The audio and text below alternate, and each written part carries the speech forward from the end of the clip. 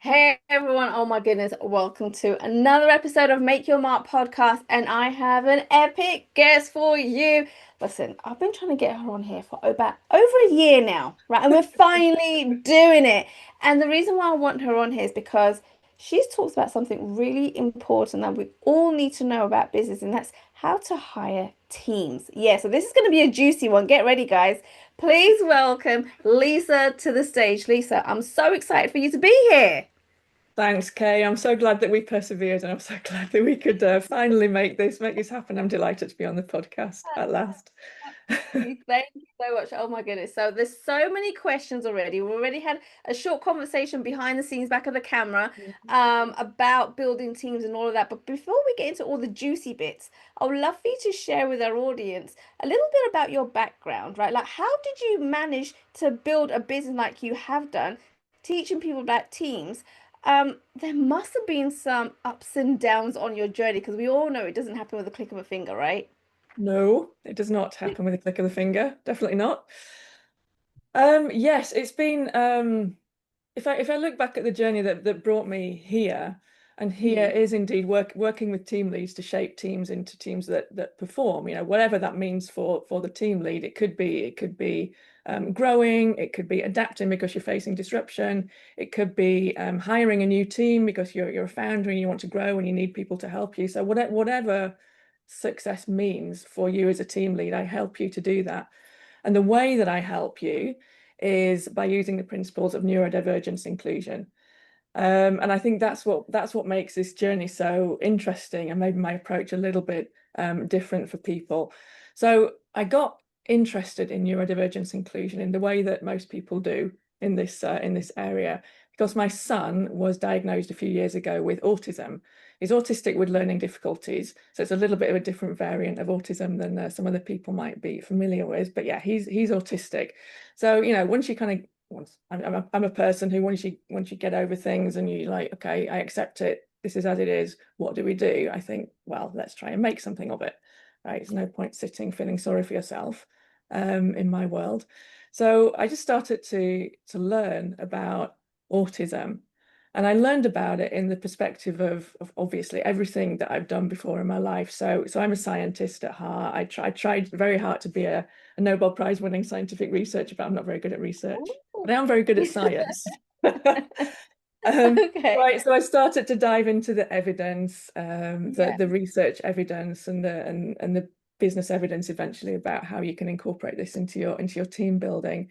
I've done a lot of thought leadership as well. I've done that in my past as well. So I brought in that aspect, so I wasn't just taking what I was reading at face value. I was thinking about it in terms of what I've seen, what I've experienced, in terms of other things that I'm reading to bring in a different spin. Um, and a common thread also of my career to date, which I don't think we'll go into because we'll be here all day. But my career to date is that I've done a lot of change making in various guises. So how can you how do you get organizations, or how do you get teams to change? And also to sustain that change. That's a trick, of course, right? So it's about motivating people to change, giving people quick wins in the beginning, giving them the energy to persevere when things get tough. Of course, there's a whole science behind that. But I also brought in that change making element into what I was learning about neurodivergence inclusion. So that was how I started to look at stuff. Um, while I was doing that, my day job was chief of staff of a marketing group. And as chief of staff, I was looking at team health. It was not a very nice place to work when I joined, and my job was to make it nice and functional, and people not want to just leave and go somewhere else. That we actually enjoy working here, and we Right. like to Okay. do good work. So it's ideal opportunity to mess around actually, and apply what I was learning at home in a work context, and the ideas that I was getting from all of this reading and all of this evidence-based research I was doing, apply that in the workplace. So I started to do Mhm. that and just mess around, it sounds very irresponsible, but it wasn't. It was completely in line with what I was supposed to be doing. Um, and what I expected, because it was based on helping my son and like 1 or 1.5% in of people in the world are supposed to be autistic, was that Ah, I'd help a handful of autistic people. I thought okay. maybe 2 or 3 people in the group would say, thanks, this is really helpful, and I would feel good, and that would be that. And what actually Wow. happened was that it helped everybody. And Ah, the scale of the benefit was just something I was completely unprepared for. It helped people like personally to engage, to work with people who have different styles from them. And it helped with their performance, the team performance as well. So, having seen that, I got more and more into it. I was obviously encouraged and motivated to get more and more into it, and keep on shaping like my own frameworks and my own theories and testing them out and that sort of thing. I just couldn't believe it. I was like, I've stumbled across something incredible here. I have to keep going. I love this. It's amazing. And so when my position was made redundant a couple of years ago, again, I think it's something that happens to a lot of people who start off as entrepreneurs. It was like, Lisa, do you want to apply for another position? Like, nope, I will take the money, thank you. I'm going to take the chance to do this because I won't be able to live with myself for the rest of my life if I don't try to communicate what I've discovered by accident to more people. So that's how I got into it. wow. Oh my goodness. Okay, I already got so many questions here for you. So you kind of just stumbled into this by accident, going in with one vision and really kind of identifying that there's so much more to this, right? Which is amazing. First of all, how Yeah. long have you been on the search or been doing this since you started as to what you actually discovered from all of this? Let's see, my 4 years. 4 years Okay. is about a little bit more since my son got his diagnosis of autism. And so the couple of years before that, before we actually got somebody to say, yes, it's autism, we were trying to work out what on earth was going on, or was explaining all these challenges that he was having. So I was diving into Oh, just a lot of stuff on my own, trying to work out what it was. It was, he wasn't talking. So it's like, is there like a language delay? And what can we do to help him with that? Is it high sensitivity? So we were looking at all these different things. So I'd already started to get interested in it, but yeah, literally from the, it's autism. Now you know what you're looking at. Now you've got a definite point. Go and do this. That's 4 years ago. But yeah, the stuff that I'm basing everything on obviously is much longer than 4 years. When I'm mhm. 52, and I Oh my started. goodness. Wait, you would whoa, Thanks. whoa, whoa, whoa, whoa. You would never have known that. Right, we Oh, need thank you. like we need to know what potions and lotions you're using Oh, because it's the Zoom oh my filter, goodness. Kay. No, thanks. Oh, But so all of the stuff that I talked about, right? The thought leadership and the research background, the evidence-based, the scientific approach, all of that I've been doing my whole life. Yeah, I mean, how long is a piece of wow. string really is the answer to your question, I think. Yeah. Okay, so all right, so when you oh my God, I've got so many questions bubbling in my head now, and Go I'm like, ahead. I want to ask them all for you. So when you kind of got into the first team, right, when you went in there with one vision and you realized a whole bunch of other things, and you said that you want to go from having a team that's happy, that wants to go into work, that loves Yeah. their position, loves their all of that. What was some of the things that you identified that were missing that you implemented that made huge, massive differences to teams? All right, I'll let me talk about a couple of things that we start with. I mean, there's obviously like a whole process. I won't go through the whole lot. But the very first thing that made a difference was actually just bringing some awareness to the fact that there is neurodivergence in our corporate organization. Okay. And I was somebody who decided to talk about it. That's also my style. I don't like to hide my problems. I'm like, okay, I have a problem. It's gonna stay here forever. So I don't mean my son is a problem. What I mean is I had a problem in adapting my working style to be able to care for Right. him as a disabled child who needs extra support. So I had a problem that obviously wasn't going to disappear. And Right. I thought, I can either try and disguise it and just keep going, or I can use my senior VP position and big networks. I've been in the company for a long time. I can use it to try to do some good, right, to help other people who might be in the same situation. So I started talking about it. It was extremely scary. I remember the first time I did it. Yeah, I was gonna say, like, It this was, was a few years ago when yeah, people weren't talking about it or weren't yeah, aware of it. So that is scary for you to yeah. be the first person to talk about when people don't not understanding what it is. No, indeed. And so So, people don't understand, and what I found is that they come with a lot of questions, which is also something I just didn't know what I was getting into, honestly. It was quite right. I felt like I'm going to do this for me. This is how I Yeah. want to this is how I want to be in this situation which life has handed us. This is how I want to go about it. I want to go about it openly. I want to be proud of it. I want to try and do something good with it. And so that's what I was doing. But it's also, it's also a very personal situation, and it was a few months old. It was still quite new. Mhm. So you're trying to talk about something factually and helpfully, which can be quite emotional still. I mean, I've got much more used to it now. But Right. at the time, I remember it was very, very difficult. And you're also not sure how people were going to react, because it wasn't something that Yeah. was being, as you say, it wasn't something that was being talked about. So I thought, am I just going to be shouting into a vacuum? Are people going to react negatively? I really didn't know.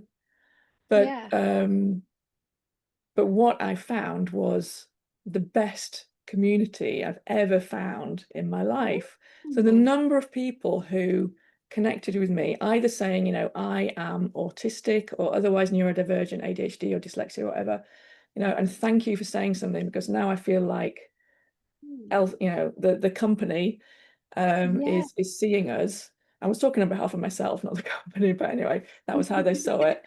And many more people say, I'm also the mother of a neurodivergent kid or an otherwise disabled kid, or based on what you're describing, I think maybe my brother or my sister or my neighbor's kid or my cousin or whoever, is autistic, and that helps to explain a lot of things. And so all of these people started connecting. It was much, much, much bigger than I expected, and definitely much more than like the 1 or 1.5% of people who are supposed to be autistic. It was just bonkers. So that was the first thing, right? Just building a focal point that people could connect to and building awareness seemed to, well, it did help a lot. I know people have told me afterwards. And it surprised me, as I say, because I didn't know what I was getting into. It surprised me how Yeah. much. And then also one of the earliest things that we worked on was communication style. So an autistic person. Let's talk about an autistic person in the workplace now, not my son, but an autistic person will tend to understand things very, very literally. Okay. All right. And they will not find it very easy to respond to body language, gestures, facial expressions, to incorporate those into what they're hearing. So one consequence of that is that if you want your communication to be clear to an autistic person, you just need to be very literal. Say exactly Okay. what you mean. Try not to use metaphors or nice expressions and that sort of thing. Just be very literal and very definite. And then it's much more understandable. So we started to do that, and then obviously one of the impacts is that when you start to communicate like that in the workplace, everybody benefits, because you remove a lot of the need for interpretation or a lot of the assumptions that people have to apply to understand what you think you're saying, but they might not always understand. And you also remove a lot of the differences in interpretation that you may have from people, different nationalities, backgrounds, different experiences. Yeah, it's extremely difficult to do it, because we don't learn to talk like that. It's a Yeah. very hard thing. It sounds easy, but it's a very hard thing to do. Yeah. But it does make a big difference. And there's lots and lots of things that you can do as well. But I think that would give you a good idea to start with. Absolutely. And so because because you do have an autistic child, I guess you have found ways on how to be able to communicate that within teams, because otherwise generally you wouldn't know how to adapt your language, your body language and things like that, which is where you come in and actually teach I guess teams on how to do this. Is that correct? Yeah, yeah. Yeah. That's one of I mean, this Okay. the mode of communication, the method of communication is one of the first things to start with. It's really a good foundation for everything else that you're going to build up after that, which is, how does your team agree how to behave in Right. a particular situation, or how can you adapt your processes? Maybe you've got an innovation process, maybe you've got a hiring process, like you said at the beginning. Maybe you've got an onboarding process. So that's all the Mm. processes and team normal kind of team occurrences that you do. You can make adaptations to be more inclusive of people who are neurodivergent, but those changes also help everybody. And that was what I found. That was what explains the size of the impact that I was seeing when I talked about that example at the beginning. Okay, I love that. So, okay, I guess so once you are aware, right, that this needs to be implemented in business of all shapes and sizes, right? Because it does, whether it's small, whether it's big corporations, it needs to be implemented. It should I be. guess what kind of things have you noticed, right, that happens in the workplace really commonly, right, that people don't realize that they're doing or anything like that, that you feel needs to be changed, right, to make it a lot more dynamic, make it a lot more open, more freer for teams to actually love where they're working? Yeah, I mean, one thing that can be changed is the idea that there's more than one way to get to a destination. Ah, So like the very traditional way of leadership yeah. management, which I think is old school, but actually is still quite common these days. I Mhm. wish it was old school, but it's not. Is to say, I'm the leader. This is how we're going to do it. Go and do it. Yeah. Yes. You kind of expect people to just follow on from what you're saying without inputting their own knowledge or their own ideas or their own styles, really. Okay. There's a more modern way of leading, which is not to do that, which is to say, this is what we want to achieve. Here's a vision, here's a destination, here's a goal, whatever you want to call it, and not to be specific about how people get there. So you Okay. tell people what we need to do and by when, and all of that sort of thing. You set a clear framework, but you don't specify how. And in not specifying how, you allow people to be themselves. So you can imagine, like, if we look at neurodivergent people, so autistic people have got a particular set of skills that they tend to bring. Not every autistic person is exactly the same. Not every autistic person has exactly the same skills, but there's a tendency of skills that go with autistic people. People with ADHD also tend to have a Okay. particular set of skills. Same with dyslexics.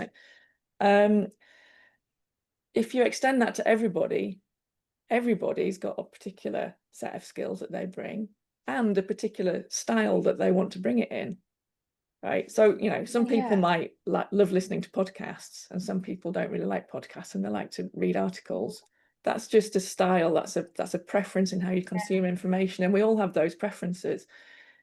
If we can work in terms of those preferences and bring our expertise to the vision that we're trying to achieve, then we do much better work.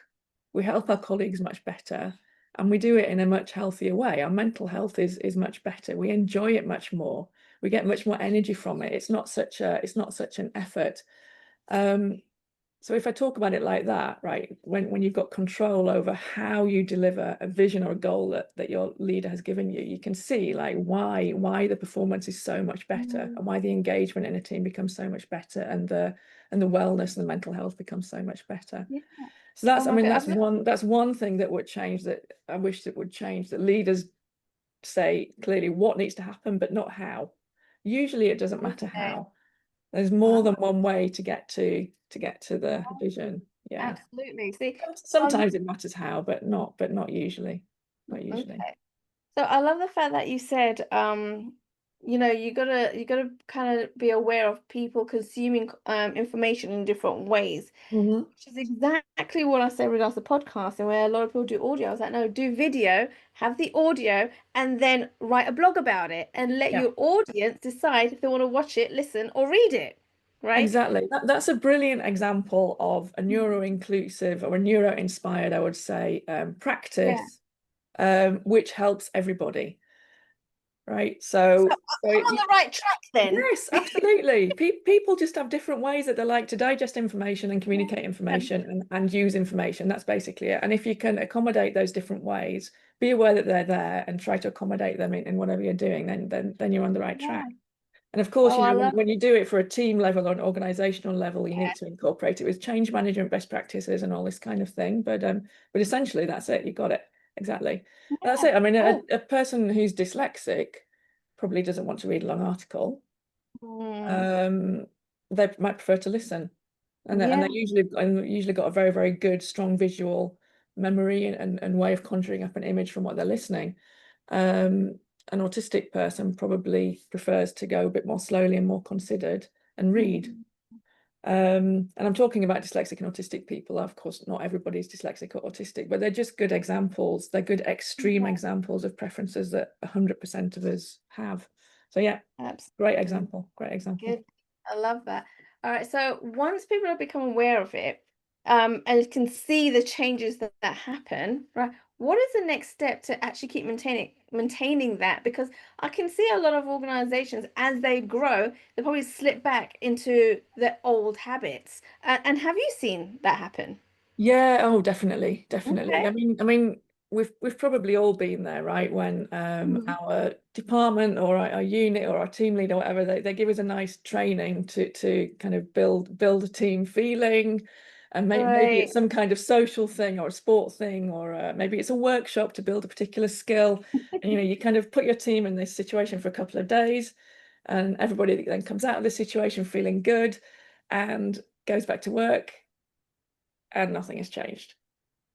And if you're really unlucky, maybe it even gets worse, because if you're trying to focus on building a skill that people want, if it's like a workshop that you've sent people on, Mhm. they've gone to this workshop and they've got all excited and built a particular level of trust that this is going to be embedded into their teamwork from now on. Right. And if people just go back and do what they did before, that's really disappointing. You can actually feel worse, having seen what's possible, but then you come back and it's not there. You can actually feel worse, and make Mhm. people feel less engaged than they were before because of it. So Yeah. it's a real um, it is a real commitment to put the change management practices in place to embed these changes for the long term. It can definitely be done, and there's ways to do it, but it's not something you can do in a couple of days. And Okay. it probably is something that you need a change management expert to help you with. Some companies have Mm. those in their organizations, and can help. Yeah. Most companies don't. And I'd say for something like this, where it is obviously often feeling quite personal and sometimes quite emotional, it's quite handy to have an external person come in who's more objective and can take some of the Yeah. heat off people and brings that change management expertise. Yeah, and I am such a person. But yeah, sometimes people have got. Oh yeah. Oh, I was just gonna say, like, yeah, just to make it easier, I will just hire you because you know it all, and the fact that Hire because you me. are external, you have a different perspective, right? You probably can Yeah. see things that people can't Yes. that are already in business. So Yeah. yeah, it's so much easier and makes more sense to just hire you, bring you along, so you Yeah. can actually identify where the gaps are. Yeah, I mean it's safe. It's a neutral. Well, let's not say it. I, I'm a neutral person. And I take great care to be a safe place. If people tell me stuff in confidence, that I don't betray that trust. It's in confidence, and if I need to um, use it to illustrate and make sure that it's not traceable back to anybody. Um, Yeah. yeah, so people are able to share more than maybe they feel safe sharing to somebody in their organization. All right, even if it's somebody who is a change management expert or who says that they are going to keep things confidential. It's different when you've got somebody external, somebody that you don't know, somebody that you know is going to go away in 18 months or a couple of years. Um, yeah, and I'm also extra capacity. That's also obviously usually a big problem for people. People don't have half a week or a full week just sitting around available to um, implement the change processes as well as the neuro-inspired processes to put this stuff in place. So you need to buy in some extra capacity as well. For Um, sure. yeah, as well Now, as the expertise. So yeah, I'm with you. Good reasons to hire me in. Yeah. yeah, absolutely. And so I know there's probably people thinking in the audience, like, how big does your business have to be before you start implementing all of this? As small as one person. I mean, Yeah, there you go. if you're one person who has decided that you want to grow, if you're an entrepreneur, you're Yeah. founded your organization and you've decided that you want to grow, for example, that's a great time to start looking at this. It's the easiest time to implement this stuff because you don't have any legacy. Yeah. You don't have anything really to change. You're just setting up from scratch. Well, you do have something to change, which might be a mindset, but it's the smallest thing to change that you can possibly have in this situation. So yeah, one person who wants to start hiring, who wants to start building a team so that you can grow and adapt, free up your own time, to be able to do something else instead of just all the operational stuff that has got too much for you. Otherwise, I don't suppose you'd be hiring. That's the smallest team, and then the biggest, whatever. There's not really a limit on size. I wouldn't suggest starting with the whole organization. I'd just suggest starting with a pilot, right, and just see how it goes, and gradually scale out. But yeah, there you go. And so I'm assuming that you can whatever. Fantastic. So I'm assuming that you can work with like solopreneurs, you can work with small teams, corporates. Am I right in thinking that? Yeah. Yeah, Perfect. absolutely right. Yeah. So I can hear people already saying in the audience, all right, how the hell do I get hold of Lisa? Because I need to make sure that I've got everything implemented in my business and get her to identify gaps. So where can they go to learn more about you and also decide if they want to work with you? What would the process look like? Yeah, the easiest place is to go and look at my LinkedIn profile. I am very active on LinkedIn. So you'll get an impression of the kind of stuff that I talk about. You'll get an impression of what I sound like when I'm talking about things, and maybe what I'm like to work with. If you want to listen to more of my podcasts on my own podcast channel, and you can connect with me there easily, obviously, as well. If you are interested already in thinking about what does this look like for my team, you can book a free consultation with me, and we'll get into what are you experiencing, what might the root causes be, and what would my services, my Neuro-Inspired team services, have to offer you, what benefits could it bring, and then see if we think that would be a good match and go further. But also, if you just want to have some advice on how can I learn a bit more what you're talking about, what would you advise me to read or to listen to? So I produce articles, I produce podcasts, so whatever way you prefer to consume your information, I can satisfy you.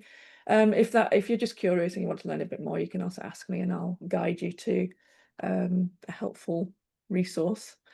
So yeah, LinkedIn, I'd say, is the place to go to learn more and connect. Fantastic. I love it. Yeah. Now, guys, I will be putting all the links in the show notes, so make sure you go ahead and grab all of those as well. Lisa, thank you so much for coming onto the show. I feel like I can speak to you all day long around all this. It's fantastic. Most welcome, Kay. Thanks for having me. I've really enjoyed it. Thanks for listening to Make Your Mark podcast at www.makeyourmarkpodcast.com. Make sure you hit that subscribe button so you get this and every other episode that comes out. We have lots of great stuff coming, so make sure you hit subscribe so you don't miss it. And thank you in advance for all the reviews and comments. I appreciate it so much, and I look forward to serving you in next week's episode.